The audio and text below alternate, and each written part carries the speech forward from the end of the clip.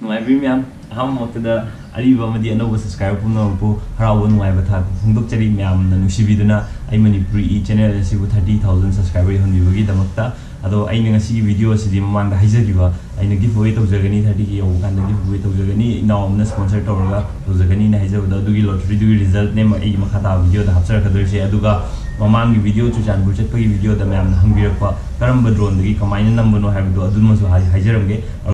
सिगी drone जिने ma'am इन ममांग की वीडियो नंबर सीजन इदो DJI की Mavic Air 89,999p Amazon दोजी सी 32 मेगापिक्सल नि मसाई स्टेबलाइजर याउजै कैमरा दा अदुगा मसाई जोस्टिक के याउजै स्लो मो नंबे आई 1080p द नंबे आई अदुगा 120 फ्रेम पर सेकंड द नंबे सी फ्लाइट हाइट सिन 40 मीटर बो पाई आई 4K रिकॉर्ड तो भी आई इंटरनल GB 8GB नि अदुगा USB 3.0 Type C port याउजरे मसागी अदु हुजुजी अइना नमिबा कैमरा सिना GoPro 2018 ने सी GoPro 2018 जे अइना ममांगदा अनबॉक्स ति तौखरबने अदुगा अइना मागी सिजनबा अमता हापतबदो कइगिनो हाकन अइंगोंदा फंगिबा GoPro से यादबा अमा फंगे अदुना अइ कमाइना स्टार्ट तौदिनो खंगदबगी कमाइना ऑन तौदिनो हैतबगी गांगै तौदबने सी हुजुजी अइना सेमगा खरा सेटअप खरा तौरगा सी वीडियो से नमने मैम सुमाइना ने हुजुजी वीडियो नमकदो सी बैटरी सुमा इंसर्ट सुंदोक तौदबीदा सुमाइना डायरेक्ट पावर सोर्स तगी कनेक्ट तौरगा सुमाइना नमबने सी मागी हुजिक अइना नमकवा केनोदुनी सी यादबा प्रोडक्ट ने रिप्लेसमेंट की हाइग्रे लाक्ति लाक्ट्री कमेंट हाइबिरो फुटेज से make सेंगी सेंगदे ma'am comment बिबिरो अदुगा Flipkart तगी लेबने अदुगा seller दुई ममिंग दुसो अइ मखादले हाइजमगे मैम सेलर लेब कांदा चेक तौबियो यादबा प्रोडक्ट फंगे इन हजि फंगिसे अदुदि वीडियो हापचरगे मैम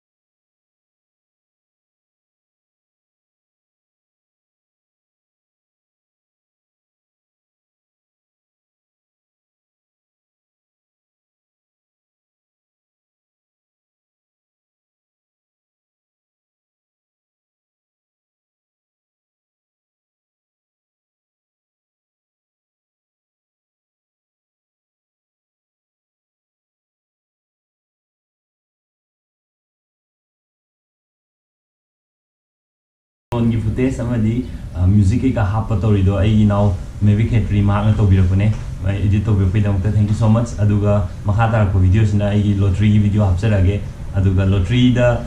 दाव याबिबा माइ पाकबिबा इचिल नाउ सिंगना कांटेक्ट तौबिरो अदुगा लॉटरी जे डेट फ्राइडे नुमिता फ्राइडे की इवनिंग दा सोइदना विजरनी कांटेक्ट तौबिरकोदा मफम अमदि लोक टाइमिंग लोइबा हापचरगे मैम लॉटरी होनो तौरजे ममांग तौब दुमाइना पेपरलेस ने तौदे ऑनलाइन तौदेने सी वीडियो जिदगी सुमाइना शेयर जिदा नमगा अइना केनो से लौथोनी मागी URL जे लौरनी सिदा कॉपी लिंक थाबसिदा नमगा आई URL जे कॉपी तौरनी फैन कॉपी न थानी दु सिगी आइगी रैंडम कमेंट पिकर जिदा अइना पेस्ट तौसलनी पेस्ट तौसल मतुंगदा गेट योर कमेंट ना हाई जिदा आइगी यूनिक कमेंट मैम जे लौरनी 100 comment 200 comment 300 300 comment over 400 comment ma'am नुसीबीदना comment मैम पीबीरे सी वीडियो सिदा 600 comment योरेजी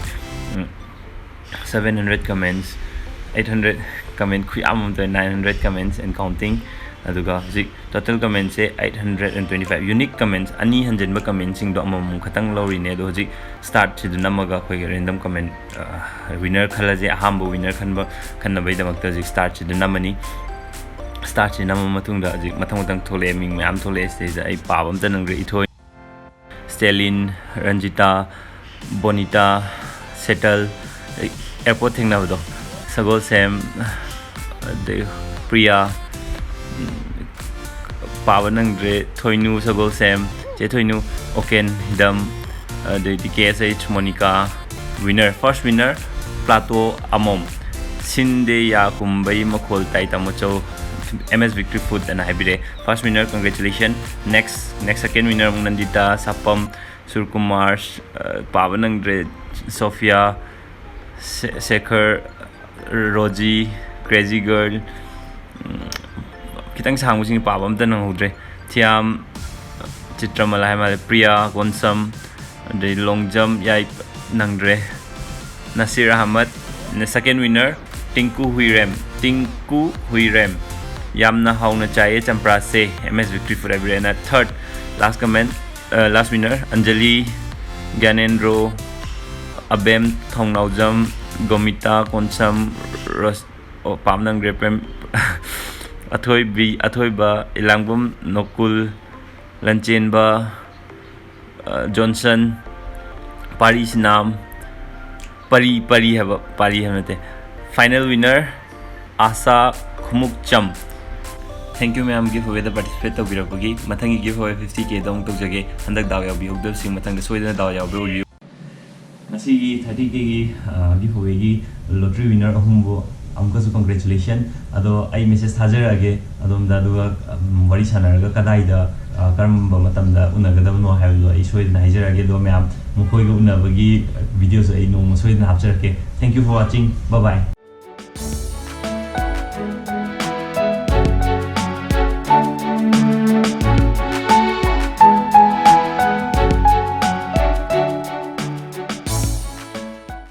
मैं मैप द लोकेशन ताओ है तो सुना मैप द लमजांग है ना हन थीबियरनी लमजांग थीरोगा गेट डायरेक्शन तोरगा लमजांग बुकी गूगल ने ताक फुदु दम लाक पिरो सी Imphal दगी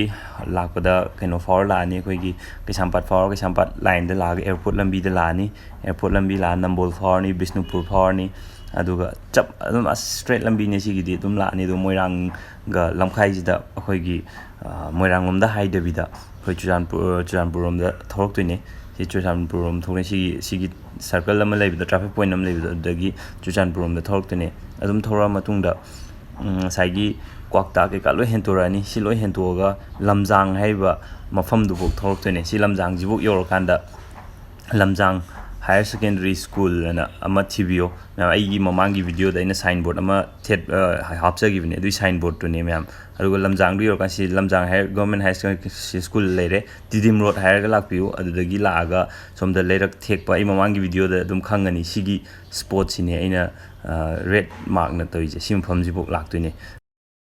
video si will we video ta ma'am. Thank you so much. Subscribe to video channel now singna please subscribe to view ngasi video si makha da comment pibiro Friday numita weekly ai mari rak suba weekly lucky draw ai adum tawjagani adai da lucky winner da aina 100 rupees foki oiba recharge aina hapsage ma'am ai ma'am nusividana video singing bibudagi phangpa YouTube na pe pisa dagi aina ma'am da ngamba share tawjabani hena chawba hena nungaiba hena afaba tawbungam ma'am suggestion bibiro ma'am na bibiro suggestion yam harawe ma'am ga interact tawu phangbisu yam nungaije. Thank you so much. Aribam dia anoba subscriber amukhanna khoromjai.